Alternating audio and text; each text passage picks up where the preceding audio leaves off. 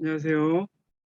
연기성 목사입니다. 여러분 추석 명절 동안 잘 보내셨죠? 예.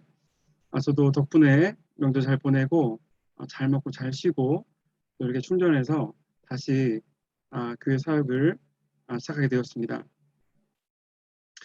지난 시간에 저 여러분들은 베드로전서 1장을 통해서 고난의 목적이 무엇인가를 중점적으로 살펴보았는데 이번에는 오늘은 2장을 통해서 고난의 참된 모본을 생각해 보고자 합니다. 여러분 2장의 핵심 구절은 21절입니다. 21절 이를 위하여 너희가 부르심을 입었으니 그리스도도 너희를 위하여 고난을 받으사 너에게 본을 끼쳐 그 자치를 따라오게 하려 하셨느니라. 여러분 이 구절에서 명백하게 알 수 있는 고난의 모본은 누구입니까? 바로 예수 그리스도이십니다. 여러분 고난이 저 여러분들 삶 가운데 찾아올 때 저 여러분들은 이러한 고난들에 대해서 다음과 같은 질문들을 할 수 있습니다. 나의 한계 상황을 벗어나는 고난을 어떻게 대할 것인가, 직면할 것인가, 고난에 대한 두려움을 어떻게 이겨낼 것인가. 여러분 이에 대한 대답을 베드로 사도는 베드로전서 2장에서 하고 있는 것입니다. 이뿐 아니라 고난을 직면하는 우리 삶의 태도에 관한 가장 거룩하고 아름다운 모본을 예수 그리스도를 통해서 잘 찾도록 안내하고 있습니다.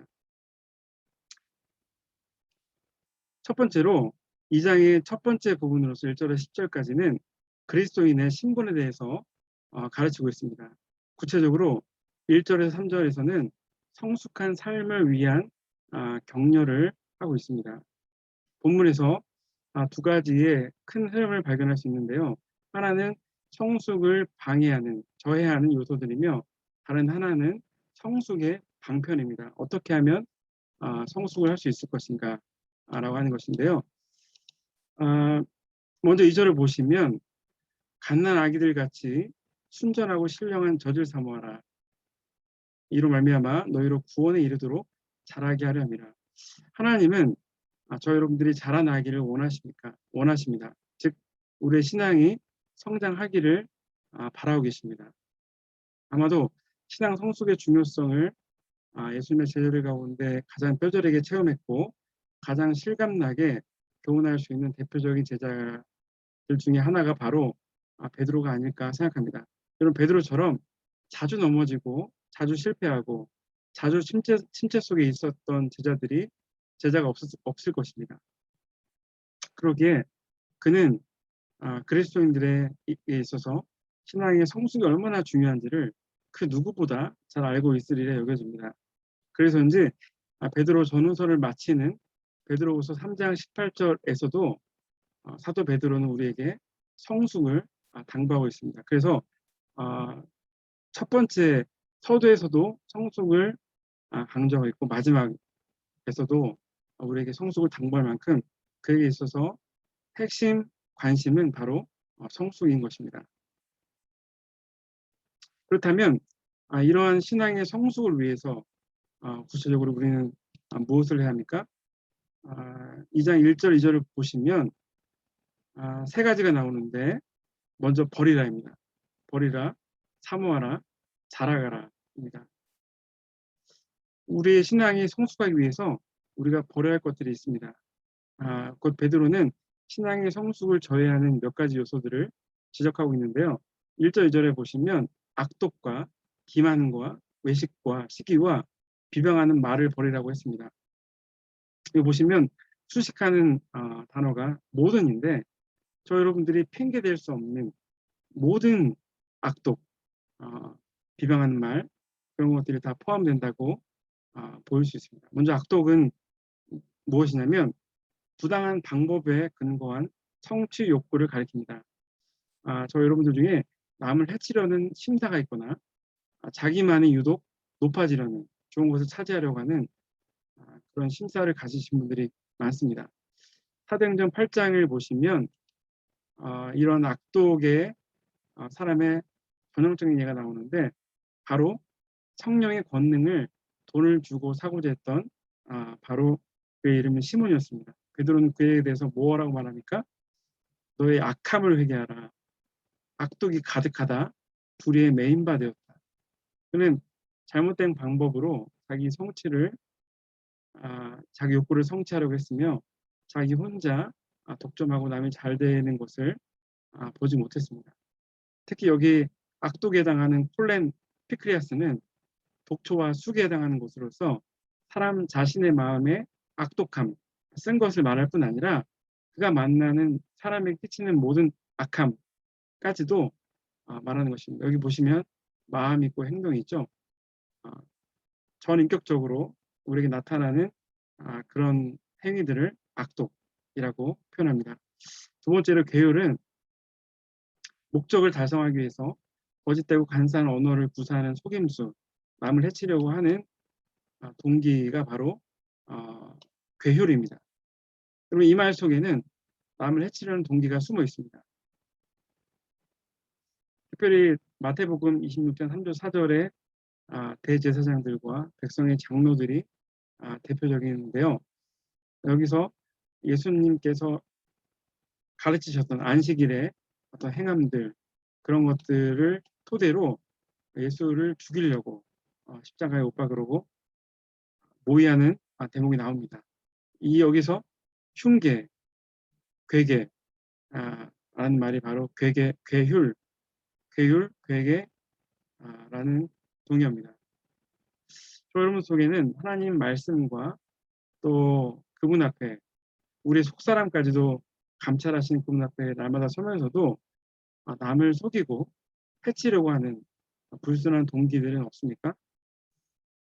간절히 바라기는 우리 모두 이러한 괴율들을 버릴 수 있기를 바랍니다. 그러함으로 우리의 양심이 늘 언제나 하나님 앞에 담대하고 떳떳한 그런 마음들이 있을 수 있기를 바랍니다. 세 번째로 외식인데요. 외식은 본래 마스크에서 유래된 말입니다.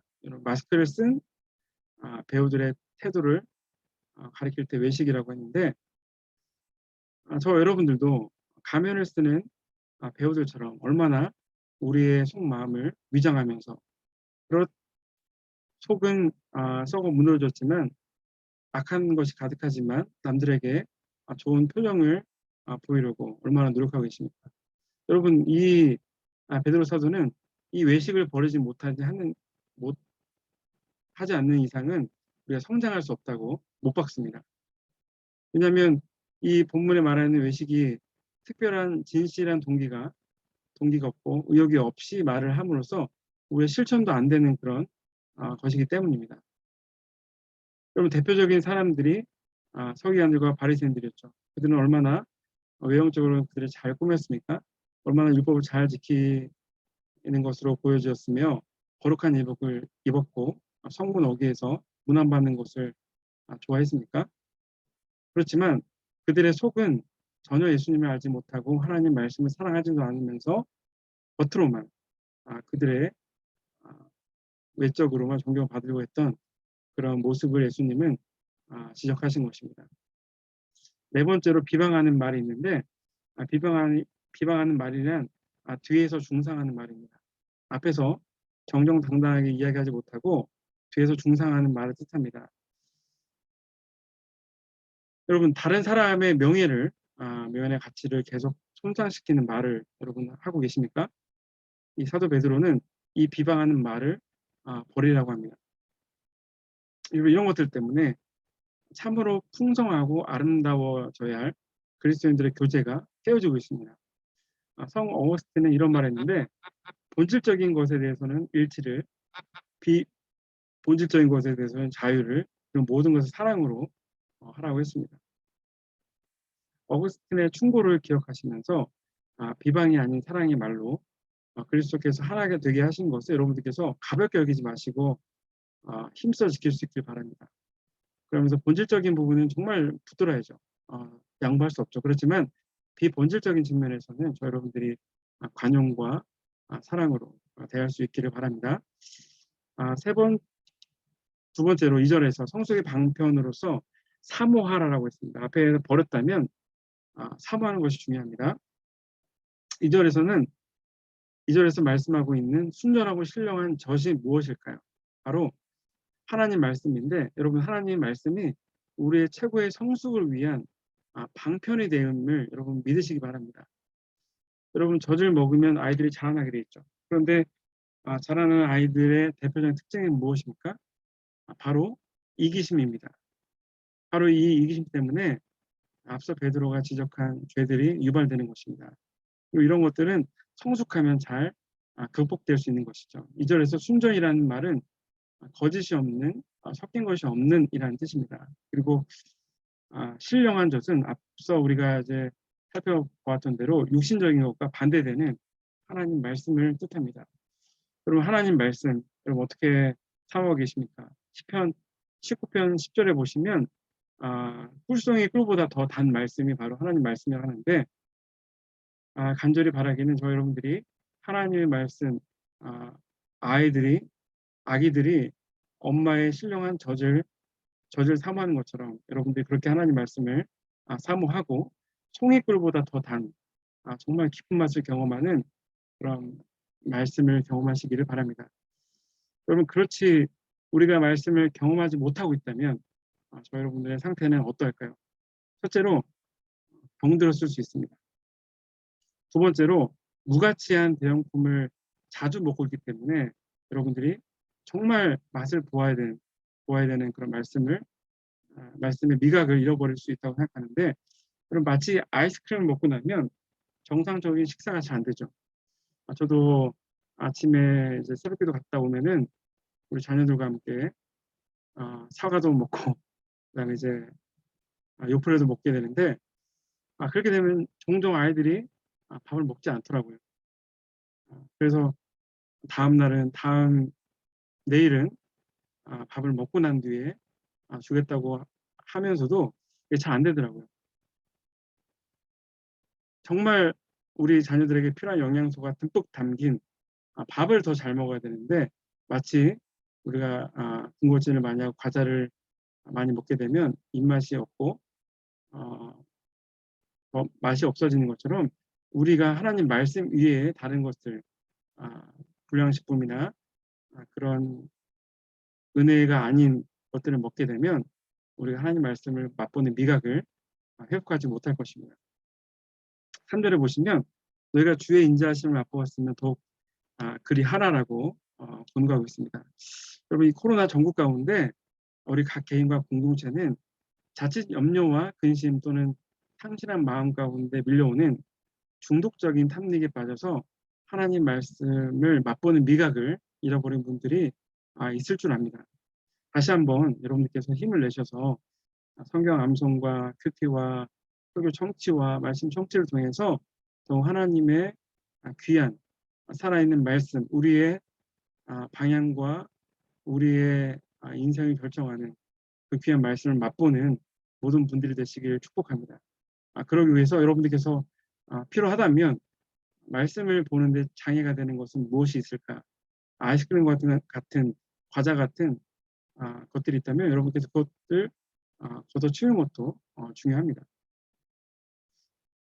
여러분께서 말씀을 통해서 우리를 사랑하시는 그 주의 인자하심을 말씀 속에서 체험하게 되시고 하나님과 더 밀착 접속하게 되는 그런 귀한 우리 베스트 대학 성도님들께서 되시기를 바랍니다. 계속해서 베드로는 성도의 자아 정체에 대해서 말씀을 하고 있는데 대략 세 가지를 말씀드릴 수 있습니다. 먼저 5절에서는 성도들을 산돌이라고 표현합니다. 여러분 먼저 우리가 보셔야 될 것은 4절에서 하나님께는 택하심을 입은 보배로운 산돌이신 예수께 나아가 먼저 예수 그리스도께서 산돌이 되심을 먼저 소개하고 있습니다. 그럼 건물을 지을 때 모퉁이 돌이 다 중요함을 다 아실 것입니다. 왜냐하면 그것은 건물의 기초를 형성하기 때문입니다.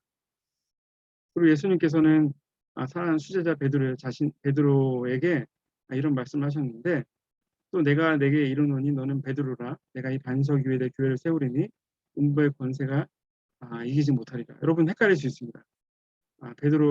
베드로도 이렇게 반석이라고 알고 계신 분들이 있는데 원어적으로 보면은 이 베드로라는 말은 반석의 한 조각입니다. 아, 그러면 이러한 해석이 가능합니다. 너는 작은 돌이다. 나는 큰 돌인데 큰 돌 위에 내가 이 큰 돌 위에 내 교회를 세우겠다라는 것이 가능한데 정리하면 예수님은 건물의 기초와 핵심을 형성하는 그런 모퉁이돌이 되시고 우리는 거기에 의지하는 작은 하나의 돌이라고 우리가 좀 살펴볼 수 있습니다. 여러분 우리가 모퉁이돌이 되시는 예수 그리스도께 더 접속해야 돼요. 더욱 의지하고 세워질 때 온전한 성전이 될 수 있고 우리 교회가 온전해질 수 있고 하나님의 가족이 서로 공동체가 회복될 수 있는 줄 믿으시기 바랍니다. 또 저 여러분들은 거룩한 하나님의 성전이기 때문에 우리 역시 마땅히 거룩해야 돼요. 다른 세상적인 돌과 우리가 착할 수 없고 서로 연결될 수 없으며 주의 몸된 성전을 온전히 이루어 나가면서 유기적인 하나님의 사랑을 경험할 때 우리가 맡은 사역들도 감당하게 될 줄 믿습니다. 두 번째로 거룩한 제사장이라고 우리를 소개하고 있습니다. 먼저 히브리 3장 1절에 보시면 먼저 예수 그리스도께서 우리의 첫 열매로서 부활의 첫 열매로서 대제사장이란 칭을 얻으셨고 지금도 하나님 우편에 계셔서 우리 위해서 중보하고 계십니다. 그리고 우리는 그 예수님을 통해서 대제사장이신 예수님을 통해서 하나님 앞에 나아갈 수 있는 제사장들이 되었다고 베드로 사도는 5절에서 말씀하고 있습니다. 그리고 이 말씀은 한 사람 한 사람이 제사장임을 강조하고 있습니다. 우리 모두가 다 하나님 앞에 온전하게 말씀과 기도를 통해서 하나님 앞에 나아갈 수 있는 그런 존재인 것입니다. 우리가 또 제사장으로서 하나님 앞에 나아갈 수 있을 뿐만 아니라 예수님을 알지 못하는 많은 믿지 않는 분들이나 또 믿음에 있기는 있으나 심지에 빠진 분들을 다시 한번 그리스도 앞으로 이끌어 갈 수 있습니다. 여러분 이러한 제사장적인 특권을 포기하지 않고 여러분께서 코로나 가운데도 잘 누리셨으면 좋겠습니다. 세 번째로는 거룩한 나라의 백성인데요. 9절에 보시면 거룩한 나라요 그의 소유가 된 백성이니라고 베드로 사도는 말씀합니다. 그럼 구약 시대에는 하나님께서는 이스라엘 백성들을 거룩한 하나님의 백성으로 삼아 주셨습니다. 그러나 신약 시대에는 예수님을 구주로 믿는 모든 그리스도인들이 다 하나님의 거룩한 백성입니다. 여기서 잘 보시면 왜 우리를 그의 나라요 소유가 된 백성으로 부르셨는가 그 이유를 알 수 있는데 그것은 우리를 어두운 가운데 불러내어서 그의 기이한 빛에 들어가게 하신 이 아름다운 덕을 선포하게 하는 것입니다. 우리가 가만히 있는 것이 아니라 우리의 입술을 열어서 하나님 행하심과 또 우리가 자유를 누리는 것과 또 하나님께서 하나님께 우리의 아버지 되심을 우리가 믿지 않는 분들에게 전하면서 그들도 하나님 앞에 동일하게 나와서 예수님의 그 비밀 속에서 은혜를 얻는 백성이 되게 하기 위해서 우리를 부르게 하셨고 선포하게 하셨습니다. 여러분 전도의 사명을 여기서 발견하게 되는데 여러분 전도란 무엇이냐면 나를 어둠 가운데 있는 나를 불러주셔서 빛 가운데로 옮겨주신 그 예수 그리스도의 아름다운 이야기를 전하는 것입니다. 이 세상에는 아무리 아름다운 이야기가 있어도 예수 그리스도의 아름다운 덕만큼 비교할 것은 아무것도 없습니다. 사랑하는 여러분, 저와 여러분들은 얼마나 우리 예수님을 자랑스러워 하시면서 선전하고 계십니까? 혹시 나 혼자만 구원받았다고 이제 됐다 생각하고 소유하고 누리고 만족하는 데만 계시지 않습니까?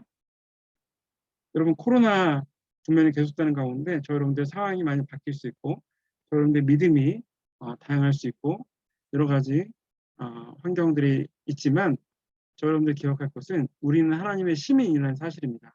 소유된 백성이라는 사실을 기억할 필요가 있는데 바울도 빌립보서 3장 20절에서 우리의 시민권은 오직 하늘에 있는지라 라고 말씀했습니다. 간절히 바라기는 더욱 주님과의 교제 가운데 거룩한 하나님 나라의 백성됨을 확신하고 그 주님을 드러내어 복음을 전할 수 있는 모두가 되셨으면 좋겠습니다. 앞서 2장 전반부인 1절부터 10절에서 그리스도인들의 신분에 대해서 살펴봤는데 11절부터 25절까지는 그리스도인들의 생활 양식에 대해서 살펴보길 원합니다. 여러분 앞에서 살펴보았듯이 그리스도 안에서 산돌이 의미하는 바, 저 여러분들은 새로운 피조물이며 예수 그리스도를 통해서 대제사장이신 예수 그리스도를 통해서 언제든지 하나님 앞에 나아갈 수가 있고 또 믿지 않는 불신자들을 하나님 앞에 인도할 수 있는 제사장이 되었으며 하나님 백성된 저 여러분들은 시민권을 누리면서 살고 있는데 그렇다면 우리 그리스도인들은 어떻게 살아가야겠습니까? 첫 번째로 복음 전도하는 생활이 중요합니다. 11절 12절을 보시면 거루민과 나그네 같은 너희를 권하노니라고 했습니다. 저 여러분들이 지난번에 말씀드린 것처럼 예수 그리스도를 믿는 순간 우리는 하나님 나라의 하늘 시민이 됩니다. 그리고 이 순간부터 세상에 대해서는 나그네가 되죠. 여러분 나그네로서 우리가 이 땅에 승리하는 삶을 살기 위해서는 어떻게 해야 할까요? 먼저는 육체의 정욕을 제어해야 합니다. 그럼 만약 나그네의 길을 가고 있는 중간에 어떤 사람에게 정욕이 찾아왔고 집착하기 시작한다면 더 이상 본향을 향해 걸어갈 수 있는 발걸음이 떼일 수가 없습니다. 그럼 육체의 정욕을 버려야 되는데 전도자 D.L. 무디는 이렇게 말했습니다. 나의 가장 큰 골칫거리는 바로 D.L. 무디이다. 여러분 이는 우리의 큰 대적이 다른 곳이 아닌 먼저 1차적으로 우리의 내부에 있음을 보여줍니다. 여러분 우리 안에서 매일 하루 동안에 얼마나 많은 욕망들이 우리의 마음속에서 스멀스멀 올라오면서 때로는 비교식 속에서 얼마나 또 믿음으로 서지 못하는지를 여러분 다 아실 것입니다. 그래서 우리는 내적인 욕망을 다스려야 돼요. 그리고 버려야 할 것들을 버리고 예수 그리스도께서 우리에게 보여주신 영광스러운 삶의 목표를 우리가 아름다운 덕을 날마다 생각하면서 그리스도 앞에 나가야 됩니다. 두 번째로는 선한 행실에 힘써야 됩니다. 그 앞에 여러분 이방인 중에서라는 말 좀 우리의 눈길을 끄는데 동서고금을 막론하고 초대교회 시대나 어느 교회사 시대나 현재 시대나 그리스도인들은 믿지 않는 자들의 주목을 받습니다. 여러분 저 여러분들이 주목받는 것을 싫어한다고 할지라도 이 세상에서 우리는 나그네와 같은 존재이기 때문에 여러분 직장에서 동료들이 또 상사들이 또 여러분의 생활권에 있는 동네 이웃들이 여러분을 주목하고 있다는 것을 기억하시고 너무 부담스러워하지 않았으면 좋겠어요. 그러면서 더 선한 행실에 힘썼으면 좋겠습니다. 세 번째로는 하나님께 영광된 삶을 살아가라는 것입니다. 너희를 악행한다고 비방하는 자들로 하여금 너희 선한 일을 보고 오시는 날에 하는 경우 돌리게 하라 라고 하고 있는데 우리가 세상 중에 공통적으로 느끼는 한 가지 인식이 있는데 똑같은 실수를 했지만 믿지 않는 자들에게는 그들 스스로가 관대함을 보이는가 반면에 믿는 자들의 경우에는 조그마한 일이라도 그 문제를 크게 부각시키고 수치와 치욕을 주기 때문에 부당하다는 느낌을 지울 수가 없습니다. 그래서 많은 크리스천들이 적당히 세상과 타협하고 싶은 생각이 드는 것도 사실입니다.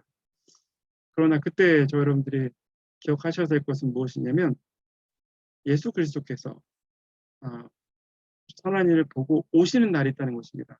마지막 날에 반드시 심판주로 다시 오신다는 것을 기억하셨으면 좋겠습니다. 요즘에 부동산 관련해서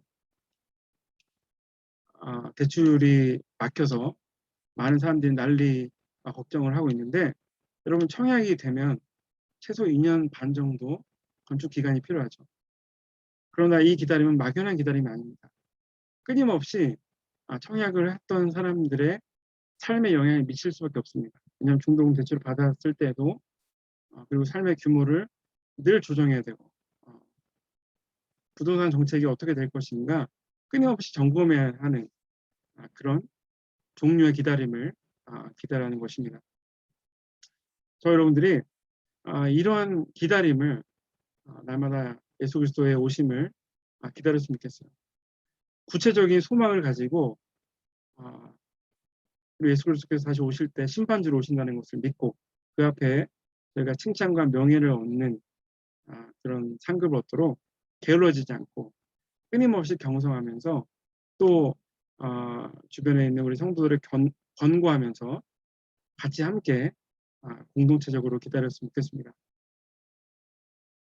그리고 하나님께서 그리스도의 심판대 앞에 우리가 설 때에 큰 칭찬과 큰 상급을 받는 모두가 되셨으면 좋겠습니다. 이어서 13절부터 18절까지는 순종하는 생활을 강조하고 있습니다. 여러분 이 부분에서 순종해야 할 대상이 두 가지가 있는데 하나는 정부 또는 국가이고 하나는 직장에서 우리 상사에 관한 것입니다.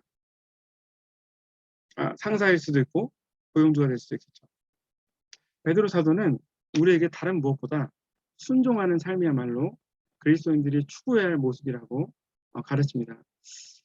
사실 저 여러분들은 이런 원리들이 썩 우리가 선호하는 원리가 아닐 수 있습니다. 그렇지만 성경은 순복하는 삶을 우리에게 가르친다는 것을 기억했으면 좋겠는데요.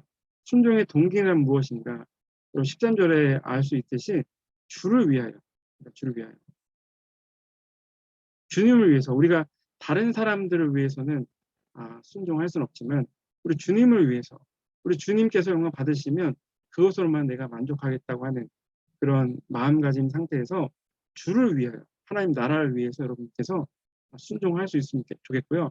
14절에 보시면 재미있는 표현이 나오는데 그 인간의 모든 재성 왕이나 그런 권력자들을 통해서 악한 자를 징벌하고 선행한 자를 포상하기 위해서 세우셨다고 우리가 볼 수 있는데 여러분 내년에 중요한 대선이 치러질 예정이죠. 우리는 하나님께서 기뻐하시는 대통령과 정부와 그런 집권당이 세워지기를 기도해야겠습니다. 하나님께서 기뻐하시지 않는 악법이나 불법을 행하는 대통령이 세워지는 것이 아니라 정말 하나님의 공의를 드러내고 기독교 신앙의 믿는 자유를 확립하고 또 이러한 신앙의 자유를 확립할 수 있도록 악한 자를 징벌하고 또 선한 자를 포상할 수 있는 그러한 하나님의 정부가 세워질 수 있도록 여러분 기도해 주시기 바랍니다. 여러분들 17절에서는 이렇게 말씀하고 있는데 비단 정치 지도자뿐만 아니라 우리에게 주신 모든 권위에 순복하는 것이 필요합니다. 여러분 부모님도 우리에게 주신 권위이시고 또 우리 선생님들도 주신 권위이시고 우리의 부모님도 주신 권위입니다. 모든 권세는 로마서 13장 1절에 보니까 하나님이 정하신 것이라고 하셨고 하나님께서 그 모든 권위들을 사용하셔서 하나님의 일을 위해서 세우신다는 것을 여러분들이 믿어야 할 것입니다. 그런데 문제는 뭐냐면 그 모든 권위들이 하나님의 뜻대로 행하지 못하는 일들이 발생할 수 있잖아요. 그럴 때는 어떻게 해야 될까요? 권위에 순종하는 것이 하나님의 뜻일진데 하나님의 명령에 대한 직접적인 불순종이 될 때 더 높은 권위이신 하나님께만 순종해야 합니다. 예를 들어 베드로는 사도행전 4장에서 공의 앞에서 하나님 말씀을 듣는 것이 너희 말을 듣는 것보다 옳은가 판단하라. 그들의 가르침 앞에 아니오라고 했습니다. 그러고 나서 투옥됐습니다. 또 다니엘서 3장을 보시면 다니엘의 세 친구 사드락 메삭 아벳느고에게는 우상 숭배가 절대로 용납할 수 없는 일이었는데 우상들 앞에 신상 앞에 절하라고 하는 그 명령 앞에 아니오라고 단호하게 분명하게 대답했습니다. 그리고 그러고서는 왕이 그들을 풀무불 속에 집어넣습니다. 시끄럽게 안 들어가겠다고 문제를 일으킨 것이 아니라 그 정해진 바대로 들어갔습니다. 근데 여러분 어떤 결과가 있었습니까? 하나님께서 지켜주십니다. 사자굴에서 다니엘을 지켜주시고 새 친구를 불 속에서 온전히 털끝 하나도 상하지 않는 그런 역사하심으로 지켜주십니다. 여러분 우리가 기억할 것은 하나님의 주권을 믿는다면 우리의 모든 주신 권위들이 하나님께서 세우신 권위이시고 그 모든 권위들을 하나님의 뜻을 위하여 하시는 것인데, 다만 하나님의 뜻에 맞지 않는 권위들이 있다고 할지라도 여러분들이 분명하게 아니라고 할 수 있는 하나님의 선지자적인 예언자적인 양심적 발언이 우리에게 살아 있어야 되고, 그러나 이것이 결코 제도 전체를, 사회 전체를 전복시키는 부인하는 한계를 넘어서는 안 될 것입니다. 이것이 바로 권위에 순복하는 자세입니다. 마지막으로 고난을 딛고 승리하는 생활에 대해서 말씀하고 있습니다. 여러분, 첫 번째로 인내력이 우리에게 필요한데, 여러분들 19절 말씀을 보신 것처럼 부당하게 여러분들이 애매한 고난을 받았던 적도 있고, 지금도 여러분들이 애매한 고난, 부당한 고난을 경험하는 분들이 있을 줄 압니다. 여러분들의 마음 같아서는 우리의 혈기와 또 권위를 찾으면서 이렇게 하는 것이 더 맞을 것 같은데, 하나님은 하나님을 생각함으로 슬픔을 참고 아름답게 우리가 고난을 이겨내기를 원하십니다. 우리 하나님께서는 우리 모든 상황들을 다 아십니다. 우리가 고난 속에서 이렇게 참으려 할 때도 모든 연약함과 부족함을 다 아시는 하나님께서 우리의 모든 발을 지켜 걸려 넘어지지 않게 할 것이고, 또 우리가 감당할 수 없을 때에는 피할 길도 되시는 분이 우리 하나님이십니다. 여러분, 부당하게 고난을 받아도 하나님 생각하는 것이 아름다운데, 죄가 있어 매를 맞고 참으면 무슨 칭찬이 있으리요? 라고 합니다. 여러분들이 죄가 있어서 또 남의 일에 간섭해서 어떤 시비 가운데 여러분들이 고난을 당한다면, 당하는 고난은 여러분들이 피해야 할 것입니다. 간절히 바라기는 여러분들이 애매히 고난을 당할 때 우리 하나님을 생각함으로 슬픔을 참고 온전히 우리의 모든 것을 다 아시는 하나님 앞에 아름다운 우리의 영혼과 고난 속에서 모습을 만들어 나갈 수 있길 바랍니다. 그리고 아까 제가 말씀드렸지만, 우리의 현실은 자꾸만 권리를 찾으라고 우리를 부추깁니다. 이것이 우리가 살고 있는 현대 철학인데, 당신의 권리를 주장하십시오. 당신이 가져야 할 마땅한 권리를 요구하십시오. 그러나 성경은 우리 그렇게 말하지 않습니다. 우리가 찾을 수 있는 권리마저도, 권리를 찾는 그 과정마저도 하나님 앞에 다 권리를 들여보라고 하는 것이 성경의 가르침입니다.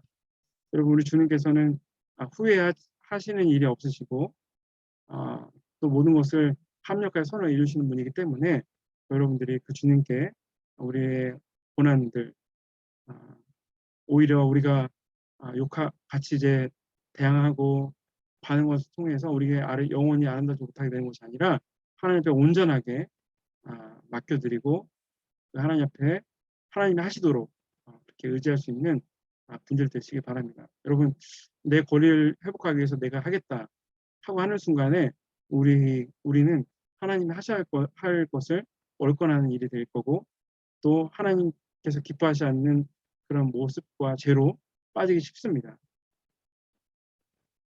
여러분, 거듭 강조드리지만 선을 행함으로 고난을 받고 참아서 하나님 앞에 아름다운 모습으로 설 수 있길 바랍니다.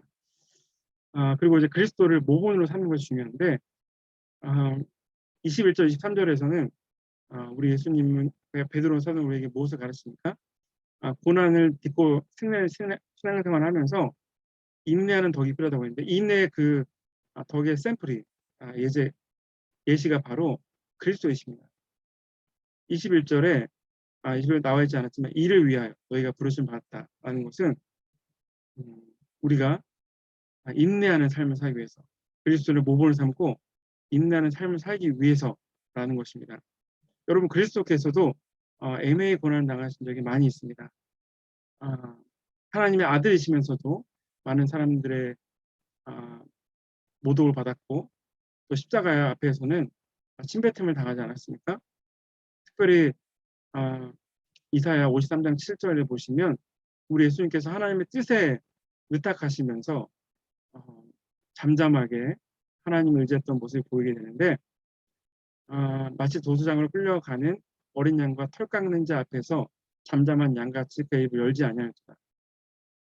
여러분, 애매히 고난을 받을 때 우리가 생각해야 될 것은 먼저 우리 그리스도께서 그 애매한 고난을 받으셨고, 그 애매한 고난 가운데 다른 것이 아니라 하나님의 뜻을 온전히 이루시기 위해서 아름다운 모습으로 그 살아가셨다는 것을 여러분들 기억하시고, 저 여러분들도 마찬가지로 그 그리스도의 아름다운 자취, 아름다운 길을 여러분들이 가까이 갈 수 있고 사모할 수 있기를 바랍니다. 마지막으로 타인의 유익을 구하라라고 하는 것입니다. 예수님은 타인의 유익을 구하셨습니다. 여러분, 고난 받으시면서도 예수님은 내 권리보다 상대방의 유익을 구하고 이웃의 유익을 구하는 삶을 하셨습니다. 여러분, 저 여러분들이 억울한 일을 당할 때 우리의 입술이 먼저 반응합니다. 욕하기 쉽고 상대방을 위협하기가 쉽습니다. 우리 마음속에는 복수하고 싶은 마음들이 있습니다. 그렇지만 예수님은 다 그런 것들을 부정하시고 부인하시고 오직 공의로 심판하시는 그 하나님 앞에 온전히 맡기셨습니다. 23절에 보시면, 앞에 가서 보시면, 욕을 당하시되 맞대어 욕하지 아니하시고 고난을 당하되 위협하지 아니하시고 오직 공의로 심판하는 이에게 부탁하시며. 여러분, 이러한 예수님의 모습이 우리가 닮아가는 모습임을 믿으시기 바랍니다. 이렇게 함으로써 예수님은 우리에게 생명과 치유와 구원을 주셨는데, 예수님은 이렇게 하시면서 애매의 고난을 받는 가운데 우리에게 생명을 주시고자 하셨습니다. 십자가의 형벌을 예수님께서 이 잔을 내게서 옮기시옵소서라고 했던 것처럼 하나님의 아들로서 충분히 옮기실 수도 있었습니다. 그런데 우리의 생명을 생각하셨고, 또 우리가 십자가에서 예수 그리스도의 대속의 피로 말미암아서 우리가 나음을 얻는 치료의 모습을 생각하셨고, 마침내 우리를 온전히 구속 구원하셔서 우리가 믿는 예수 그리스도를 믿는 믿음을 통해서 구원받는 이 일을 이루시고 있습니다. 우리 역시 그분을 본받아서 우리 삶에 주변에 어떠한 수모를 당하든 그 수모를 가하는 쪽이 우리 남편일 수도 있고 우리의 상사일 수도 있고 우리의 동료일 수도 있습니다. 심지어는 우리 교회의 성도들일 수 있습니다. 여러분, 어떠한 상황이 있든지 간에 우리 예수님처럼 좀 살아보자고요.